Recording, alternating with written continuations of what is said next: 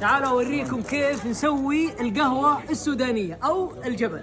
اول خطوة عزيزي ايش هي؟ نحمص البن. سلام يا ناس السوداء. الريحة والله العظيم ما شاء الله. قاعدين نطحن الان البن عشان نسوي الجبنة او القهوة السودانية. بس يقول لك من العادات والتقاليد في السودان وانت تطحن لما تدق الدقة لازم تعطيها رنة زي كذا.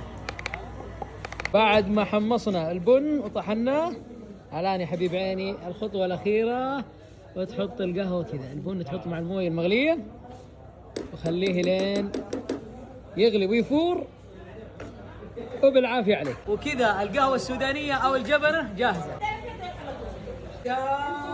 الضيافة أو القهوة السودانية جاهزة، الجبنة والفشار والبخور السوداني الحلويات. ليش سموا القهوة السودانية جبنة؟ ما عندنا. إيش؟ عشان فيها شويه جبنه. لا جبنة؟ ليش سموا القهوة السودانية جبنة؟ اول سوي طباخ بن. لا، الجبنة أو القهوة السودانية يسموها جبنة عشان هذا الدلة دي أو البريق هذا اسمه جبنة، فسموا القهوة على اسمه.